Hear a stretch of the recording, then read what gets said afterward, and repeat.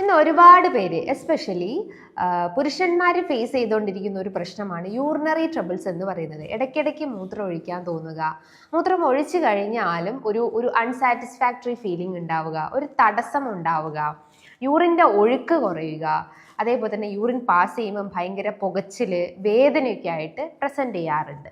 അപ്പോൾ നമുക്ക് ഇന്നത്തെ വീഡിയോയിലൂടെ ഈ ഒരു ലക്ഷണങ്ങൾ എന്താണ് സൂചിപ്പിക്കുന്നത്, അല്ലെങ്കിൽ ഏത് അസുഖത്തിനെയാണ് സൂചിപ്പിക്കുന്നതെന്ന് ഇന്നത്തെ വീഡിയോയിലൂടെ നമുക്കൊന്ന് ഡിസ്കസ് ചെയ്യാം.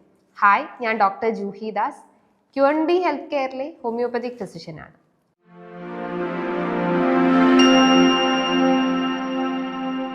മെയിൽ ആക്സസറി ഓർഗൻ, അതായത് പ്രോസ്ട്രേറ്റ് ഗ്രന്ഥിയിൽ ഉണ്ടാവുന്ന നീർക്കെട്ടുകളോ അതേപോലെ തന്നെ ഇൻഫെക്ഷൻസോ ആണ് ഞാൻ ഈ പറഞ്ഞിട്ടുള്ള ലക്ഷണങ്ങൾ ഉണ്ടാക്കുന്നത്. അപ്പോൾ പ്രോസ്ട്രേറ്റ് ഗ്രന്ഥി എന്ന് പറയുമ്പം മെയിൽ ആക്സസറി ഓർഗൻ ആണ്. അത് പുരുഷന്മാരിൽ സെമൻ പ്രൊഡക്ഷന് സഹായിക്കുന്നു. അതോടൊപ്പം തന്നെ യൂറിൻ്റെ ആ ഒരു ഫ്ലോനെ കൂടുതലായിട്ടും സഹായിക്കുന്നത് പ്രോസ്ട്രേറ്റ് ഗ്രന്ഥിയാണ്. ഈ പ്രോസ്ട്രേറ്റ് ഗ്രന്ഥിയിൽ 3 രീതിയിൽ അസുഖങ്ങൾ ബാധിക്കാം. ഒന്നാമതായിട്ട് ഇൻഫ്ലമേഷൻസ്, അല്ലെങ്കിൽ പ്രോസ്ട്രേറ്റ് ഗ്രന്ഥി വീക്കം, അല്ലെങ്കിൽ ഗ്രന്ഥിയിൽ നീർക്കെട്ട് സംഭവിക്കുക. രണ്ടാമത്തേത് പ്രോസ്ട്രേറ്റ് ഗ്രന്ഥിയിൽ ഇൻഫെക്ഷൻസ് സംഭവിക്കുക. മൂന്നാമത്തേത് പ്രോസ്ട്രേറ്റ് ക്യാൻസർ പോലത്തെ കണ്ടീഷൻസ് ഉണ്ടാവുക. ഇന്ന് മെജോറിറ്റി ഓഫ് ആളുകൾക്കും പ്രോസ്ട്രേറ്റ് ഗ്രന്ഥി വീക്കമാണ് സംഭവിക്കുന്നത്, അതായത് ഇൻഫ്ലമേഷൻസ് കണ്ടീഷൻസ് ആണ് ഉണ്ടാവാറ്. അതായത് ബിനൈൻ പ്രോസ്ട്രേറ്റ് ഹൈപ്പർട്രോഫി അല്ലെങ്കിൽ BPH എന്ന കണ്ടീഷൻസ്. ഈ ഒരു ബുദ്ധിമുട്ടുകളാണ് ഇന്ന് 50 കഴിഞ്ഞിട്ടുള്ള പുരുഷന്മാരിൽ ഏറ്റവും അധികം കണ്ടുവന്നിട്ടുള്ളത്. ഇതിൻ്റെ മെയിൻ കാരണങ്ങൾ എന്ന് പറയുന്നത് ഒന്നാമതായിട്ട് ജെനറ്റിക് ഹിസ്റ്ററി. പാരമ്പര്യപരമായിട്ട് നിങ്ങൾക്ക് എന്തെങ്കിലും ഈ മൂത്ര രീതിയിലുള്ള എന്തെങ്കിലും ബുദ്ധിമുട്ടുകൾ ഉണ്ടെങ്കിൽ, അല്ലെങ്കിൽ പ്രോസ്ട്രേറ്റ് ഗ്രന്ഥിയിൽ പ്രശ്നങ്ങൾ ഉണ്ടെങ്കിൽ അത് നമുക്ക് രൂപപ്പെടാൻ ചാൻസസ് ഉണ്ട്. രണ്ടാമത്തേത്, നിങ്ങൾ എന്തെങ്കിലും അഡിക്ഷൻസ് ഉണ്ടെങ്കിൽ, ലൈക്ക് ആൽക്കഹോൾ അഡിക്ഷൻസോ സ്മോക്കിങ്ങോ അങ്ങനെ എന്തെങ്കിലും ദുശീലങ്ങളൊക്കെ ഉണ്ടെങ്കിൽ ഈ പ്രോസ്ട്രേറ്റ് ഗ്രന്ഥിയിലേക്കുള്ള സർക്കുലേഷൻസ് ബ്ലോക്കേജ് വരികയും അത് കൃത്യമായിട്ട് പ്രവർത്തിക്കാതെ വരികയും അതിൻ്റെ ഫങ്ഷൻസിൽ ഇംബാലൻസ് കാണിക്കുകയും അത് പിന്നീട് നീർക്കെട്ടായിട്ട് രൂപപ്പെടാവുന്നതാണ്.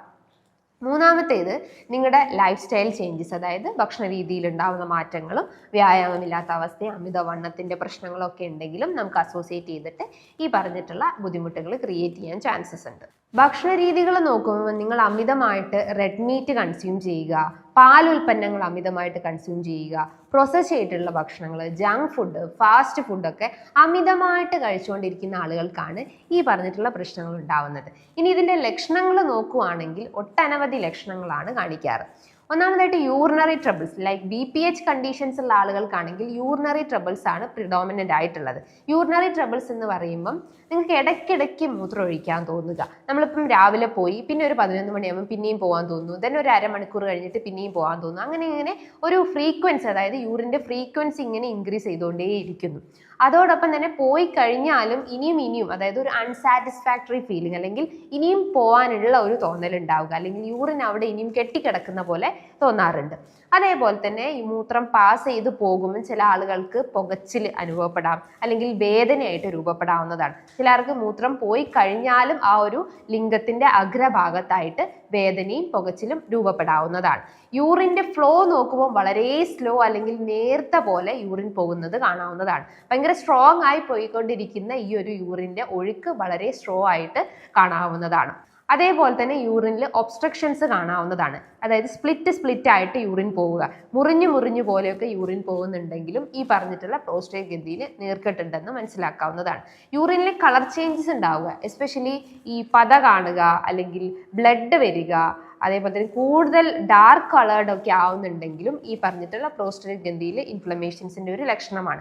അതേപോലെ തന്നെ നിങ്ങൾക്ക് വൃക്ക സംബന്ധമായിട്ട് എന്തെങ്കിലും പ്രശ്നങ്ങൾ ഉണ്ടെങ്കിൽ, ലൈക്ക് നിങ്ങൾക്ക് ക്രിയാറ്റിനിൻ കൂടിയ കേസസ്, അല്ലെങ്കിൽ റീനൽ ഫെയിലിയർ കണ്ടീഷൻസ്, ഹൈഡ്രോനെഫ്രോസിസ്, അല്ലെങ്കിൽ മറ്റെന്തെങ്കിലും സിസ്റ്റൈറ്റിക് കണ്ടീഷൻസോ സ്റ്റോൺ റിലേറ്റഡ് കണ്ടീഷൻസോ ഒക്കെ ഉണ്ടെങ്കിലും നമുക്ക് യൂറിൻ പാസ് ചെയ്യുന്ന സമയത്ത് ഈ പറഞ്ഞിട്ടുള്ള ബ്ലഡ് ആയിട്ടും അതേപോലെ തന്നെ ഒരു ഡിസ്കളറേഷൻസോ അല്ലെങ്കിൽ പത പോലെയൊക്കെ കാണാവുന്നതാണ്. ഇതാണ് മെയിൻ ആയിട്ടും BPH കണ്ടീഷൻസ് അല്ലെങ്കിൽ ഇൻഫ്ലമേറ്ററി കണ്ടീഷൻസ് ഉള്ള പ്രോസ്ട്രേറ്റ് ഗ്രന്ഥിയിൽ സംഭവിക്കുന്ന ലക്ഷണങ്ങൾ എന്ന് പറയുന്നത്. ഇനി ഞാൻ പറഞ്ഞു ഇൻഫെക്ഷൻസ് വരാം, മൂത്രനാളിയിൽ ഇൻഫെക്ഷൻസ് ആയിട്ട് നമുക്ക് രൂപപ്പെടാവുന്നതാണ്. അത് വരുമ്പോൾ നമുക്ക് കുറച്ചുകൂടി സിവിയർ സിംറ്റംസ് കാണിക്കും.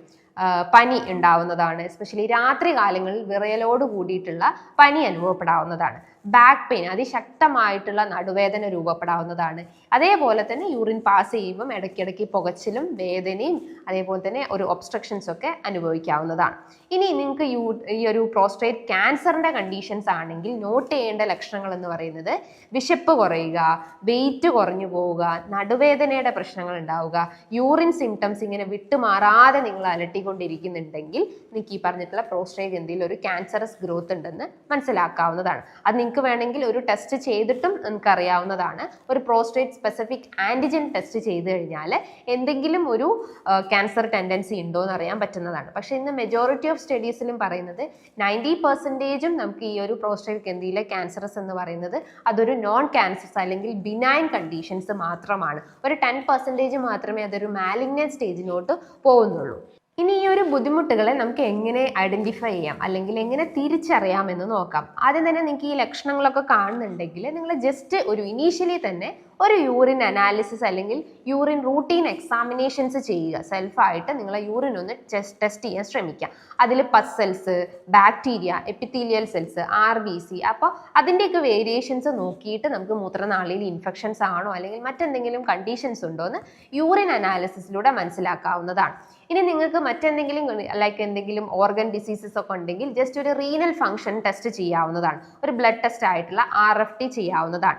അതിൽ നിങ്ങൾക്ക് serum creatine level, serum uric acid level, ഈ പറഞ്ഞിട്ടുള്ള വാല്യൂസിൽ എന്തെങ്കിലും വേരിയേഷൻസ് ഒക്കെ ഉണ്ടെങ്കിൽ വൃക്ക സംബന്ധമായിട്ടുള്ള പ്രശ്നങ്ങൾ ഉണ്ടെന്ന് മനസ്സിലാക്കാവുന്നതാണ്. ഇനി നിങ്ങൾക്ക് PSA prostate specific antigen test ചെയ്യാവുന്നതാണ്. നോർമൽ വാല്യൂ നോക്കുമ്പോൾ 0.5 മുതൽ 5.5 വരെയാണ് നോർമൽ വാല്യൂസ് ഉള്ളത്. എന്നാൽ ഒരു ഇൻഫ്ലമേറ്ററി കണ്ടീഷൻസോ അല്ലെങ്കിൽ ഇൻഫെക്ഷൻ കണ്ടീഷൻസോ ഒക്കെ ഉള്ള കേസസിൽ ഈ PSA റേസ്ഡ് ആവാനുള്ള ചാൻസസ് ഉണ്ട്. ഇനി നിങ്ങൾക്ക് ഒരു സ്കാനിങ് ചെയ്ത് കഴിഞ്ഞാൽ, ജസ്റ്റ് ഒരു അബ്ഡോമിനൽ സ്കാനിങ് എടുത്തു കഴിഞ്ഞാൽ പ്രോസ്റ്റേറ്റ് ഗ്രന്ഥിന്റെ ഏത് ഗ്രേഡാണ്, എത്രത്തോളം ഇൻഫ്ലെയിംഡ് ആയിട്ടാണ് എന്ന് മനസ്സിലാക്കാവുന്നതാണ്.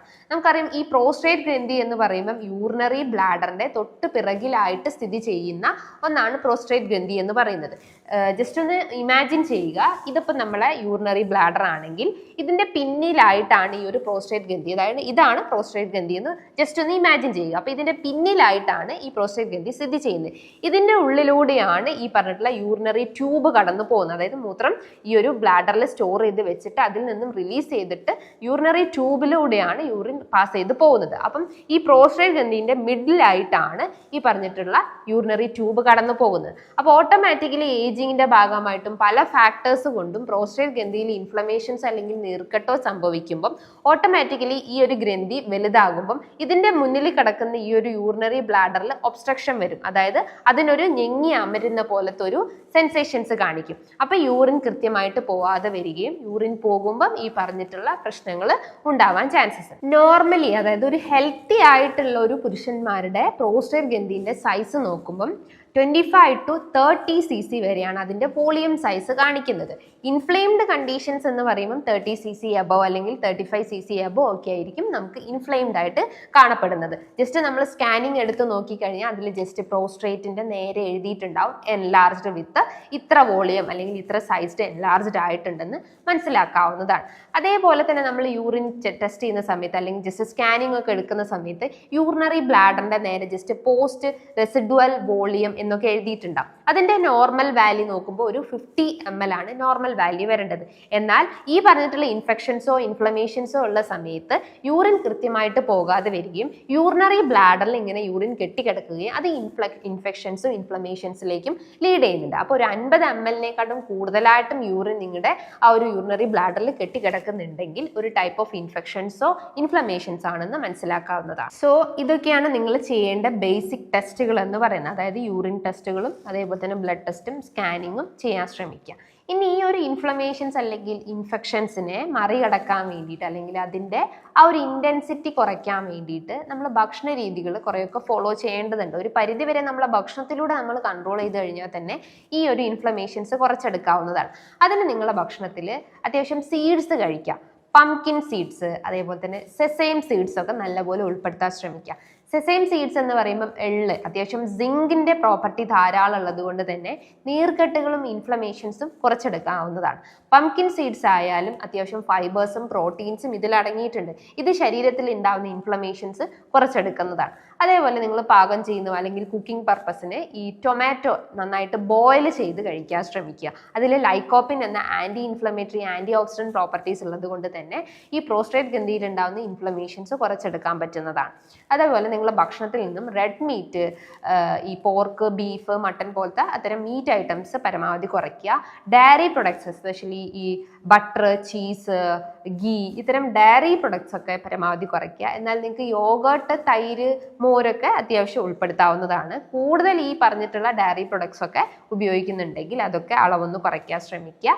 അതേപോലെ തന്നെ റിഫൈൻഡ് പ്രൊഡക്ട്സ് എസ്പെഷ്യലി പ്രോസസ് ചെയ്തിട്ടുള്ള ഭക്ഷണങ്ങൾ, ഈ ജങ്ക് ഫുഡ്, കൂടുതൽ ആട്ട, മൈദ, റവ പോലത്തെ ഭക്ഷണങ്ങളൊക്കെ കഴിക്കുന്നുണ്ടെങ്കിലും അതിൻ്റെ അളവ് പരമാവധി കുറച്ച് കൊണ്ടുവരാൻ ശ്രമിക്കുക. ഭക്ഷണത്തിൽ ഒലിവ് ഓയിൽസ് ഉൾപ്പെടുത്താൻ ശ്രമിക്കുക. വീറ്റ് പ്രൊഡക്ട്സ് അത്യാവശ്യം നല്ലപോലെ, അതായത് വീറ്റിൻ്റെ ആ ഒരു റിഫൈൻഡ് അല്ല അൺറിഫൈൻഡ് ഫോംസിലുള്ള പ്രൊഡക്ട്സ് യൂസ് ചെയ്യാൻ ശ്രമിക്കുക.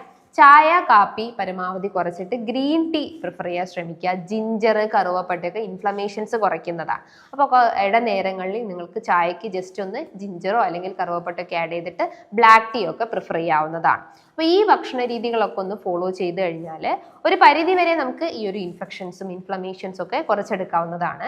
നമ്മൾ രാത്രി 8 മണിക്ക് ശേഷം നമ്മൾ അമിതമായിട്ട് വെള്ളം കുടിക്കുന്ന ശീലങ്ങളൊക്കെ ഉണ്ടെങ്കിൽ അതിൻ്റെ അളവൊക്കെ ഒന്ന് പരമാവധി കുറയ്ക്കുക. വിത്തിൻ 8 o'clock ഉള്ളിൽ തന്നെ നമ്മൾ ഡിന്നർ അതേപോലെ തന്നെ വാട്ടർ ഇൻടേക്കും ബാലൻസ് ചെയ്ത് കൊണ്ടുപോകാൻ ശ്രമിക്കുക. അത്യാവശ്യം നല്ല രീതിയിൽ വർക്കൗട്ട് ചെയ്യാൻ ശ്രമിക്കുക. കീഗൽ എക്സസൈസ് ചെയ്യാൻ ശ്രമിക്കുക. അത് നമ്മുടെ പെൽവിക് ഫ്ലോർ മസിൽസിനെ കുറച്ചുകൂടി സ്ട്രെങ്തൻ ചെയ്യുന്നതും അതിനൊന്ന് ഉത്തേജിപ്പിക്കുന്ന രീതിയിലുള്ള വർക്കൗട്ടുകളാണ്. അത് നിങ്ങൾക്ക് ജസ്റ്റ് ഒന്ന് യൂട്യൂബിൽ സെർച്ച് ചെയ്ത് കഴിഞ്ഞാൽ അതിൻ്റെ ആ ഒരു ഡിസ്ക്രിപ്ഷൻസ് ഒക്കെ അതിൽ കാണാവുന്നതാണ്. അതേപോലെ തന്നെ നമ്മൾ യോഗ അങ്ങനത്തെ മെഡിറ്റേഷൻസ് ഒക്കെ ഫോളോ ചെയ്യുമ്പം ബട്ടർഫ്ലൈ പോസ് ഒക്കെ കൂടുതലായിട്ടും പ്രിഫർ ചെയ്യാൻ ശ്രമിക്കുക. അത് നമ്മുടെ ആ ഒരു പെൽവിക് ഫ്ലോർ മസിൽസിൻ്റെ ഇൻഫ്ലമേഷൻസ് ഒരു പരിധി വരെ കുറച്ചെടുക്കാൻ പറ്റുന്നതാണ്. അതേപോലെ തന്നെ മസിൽസിൻ്റെ ആ ഒരു സ്ട്രെങ്ത് കുറച്ചൊന്ന് ഇമ്പ്രൂവ് ചെയ്യാൻ സഹായിക്കുന്നതാണ്. സോ ഈ പറഞ്ഞിട്ടുള്ള ഡയറ്റും അതേപോലെ തന്നെ ഈ പറഞ്ഞിട്ടുള്ള ചെറിയ ചെറിയ വർക്കൗട്ട്സും ചെയ്ത് കഴിഞ്ഞാൽ തന്നെ നമുക്കൊരു പരിധി വരെ ഈ പറഞ്ഞിട്ടുള്ള യൂറിനറി ട്രബിൾസ് കൺട്രോൾ ചെയ്യാൻ പറ്റുന്നതാണ്. ഇനി ഇതുമായി ബന്ധപ്പെട്ട് നിങ്ങൾക്ക് എന്തെങ്കിലും ഡൗട്ട്സ് ഒക്കെ ഉണ്ടെങ്കിൽ താഴെ കാണുന്ന നമ്പറിൽ കോൺടാക്ട് ചെയ്യാവുന്നതാണ്. നല്ലൊരു ഹെൽത്ത് ടോപ്പിക്കുമായി വീണ്ടും കാണാം.